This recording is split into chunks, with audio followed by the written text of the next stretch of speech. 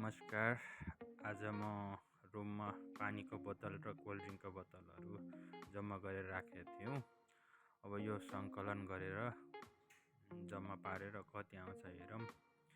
यसो आज जम्मा धेरै दिन भयो जम्मा भएको। अब यसो आजलाई यसलाई जम्मा गरेर यसो मार्केटतिर लानु पर्यो। लगभग 2 झोला भएछ। अब म चाहिँ यो दुईटै झोलालाई चाहिँ बाँधेर हामी दुईजना उता जानलाई रेडी भएको छौँ। मेरो चाहिँ आज छुट्टीको दिन हो, त्यही भएर म यसो बिहानै सरसफाइ गरेर धेरै भएको थियो पानीको बोतल, यो कोल्ड ड्रिङ्क्स खाएको यो जम्मा गरेर 2 झोला भएछ। अब यो 2 झोलालाई बाहिर निकाल्यौँ। अब बाहिर निकालेर रेडी भयो। अब ढोका बन्द गरेर हामी बाहिर निस्किन्छौँ। बाहिर निस्किँदाखेरि हिउँ पर्न सुरु भएछ। हिउँमा बोतल बोक्दै गयो, चिसो थियो। अब फाइनल्ली हामी चाहिँ यो मेसिनमा हाल्दैछौँ। मेसिनमा यसरी एउटा बोतलको 50 रुन बढ्छ, 50-50 एड हुँदै जान्छ। फाइनल्ली यसरी हाल्यौँ। यताबाट हाल्दै बढ्दै जान्छ 2 झोला। हरेक बोतलको चाहिँ एड हुँदै जान्छ। यस युरोपमा यही फाइदा छ। अब नेपालमा पनि यस्तो भएको भए सायद बाटोतिर फोहोर हुँदैन थियो होला। हरेक चाहिँ मार्केटमा चाहिँ यस्तो हुन्छ रिसाइकल मेसिन। टक्क पैसा जम्मा भएपछि हामीले त्यहाँ थिचेपछि सर उसले त्यहाँबाट चाहिँ टिकट दिन्छ। यो टिकट चाहिँ हामी अब भित्र लगेर सामान किन्छौँ। सट्ट भित्र छिर्यौँ।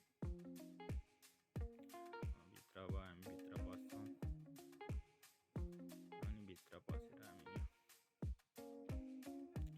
यो बकेट लाँदै यसो अब तरकारी किचनलाई चाहिने सामग्री यसो के छ आज यसो यहीबाट जम्मा भएकोबाट भएछ।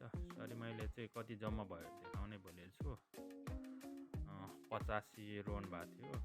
85 रोन भनेपछि नेपाल लगभग 25-2600 रुपियाँ चाहिँ बोतलबाट पैसा भएछ। 26-2700 रुपियाँ जति नेपाली। फाइनल्ली अब यसो सामानहरू अब के चाहिन्छ म चाहिँ यता हेर्दैछु।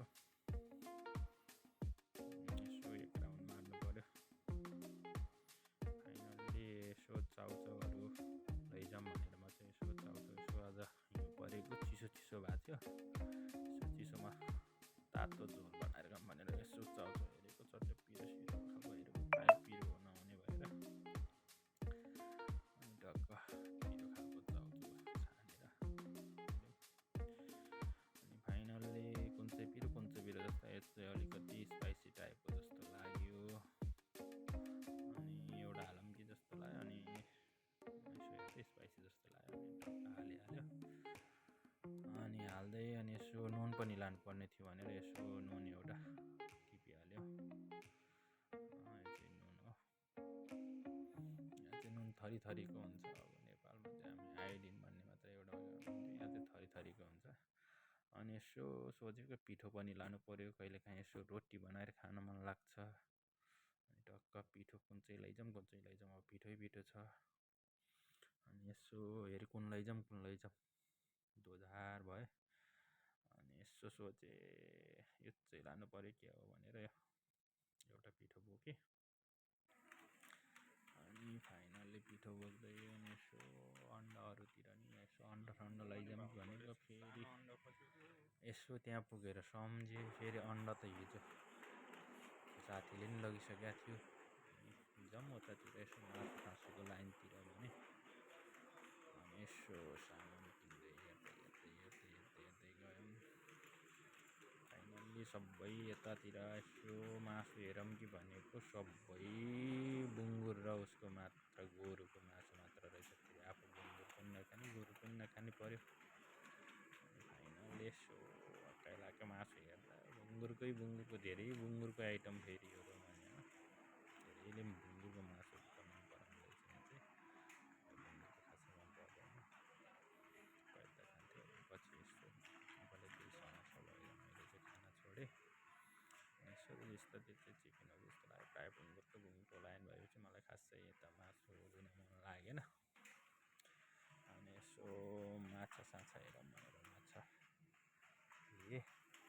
अनि यसो कोल्ड ड्रिङ्क्स सरप लानुपर्छ। यसो लिनु पऱ्यो भनेर हेरेको, बियरको लाइनतिर आइपुगेछु। अनि यसो सरपहरू नि लानुपर्ने थियो रुममा, यसो सरप पनि लानु पऱ्यो। सरप हेर्दै हेर्दै हेर्दै गएँ, कता हो कता त्यही जस्तो लाग्थ्यो। साबुन पनि लानुपर्ने थियो, यसो साबुनको लाइन देखिहालेँ, यसो साबुन टिपिहालेँ। ढक्क लाएर 4-5वटा साबुन हाल्यौँ। अनि 4-5वटा साबुन एउटा अलिकति राम्रो खालको पनि हालौँ भनेर एउटा राम्रो खालको पनि चट्ट टिपेर हालिहालेँ। अनि फाइनली अगाडि बढेँ। सरप लानुपर्ने, फेरि कुन खालको सरप लाने अलमल्लै परेछु म त। बाहिर पुरै हिउँ परेर सेतै देखेँ। यसो अगाडितिर फेरि मान्छेहरू प्याक प्याक रहेछ, यता साइडमा गएँ। सरप कुन लाने अब, सरपै सरप छ। कुन चाहिँ खालको सरप लैजाने, सधैँ लाने सरप कुन हो जस्तो लाग्यो।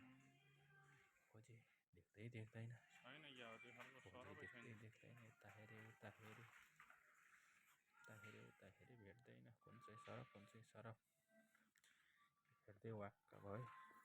डिस्काउन्टमा आएछ स्याम्पो एउटा हालेर स्याम्पो पनि लानु पऱ्यो भनेर यसो स्याम्पो हेरेको, फेरि अफर रहेछ। सधैँ 19 लगभग 20 रुपियाँ पर्थ्यो, अहिले चाहिँ 15 रुपियाँ, लगभग 16 रुपियाँ नै भनौँ न। डिस्काउन्टले चाहिँ 20% डिस्काउन्ट। एउटा टिपेँ, फाइनली एउटा टिपेँ।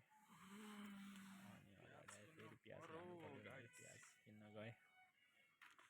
अनि यसो प्याज किनेँ, प्याज हालेँ। अनि प्याज यसरी जोखेँ, कति रहेछ रेट यसो हानिहालेँ। प्याजको टक्का हानेर हेरेको 1 रुपियाँ 3 पैसाको आयो यहाँको। अनि चट्ट लाएर अगाडि आयो।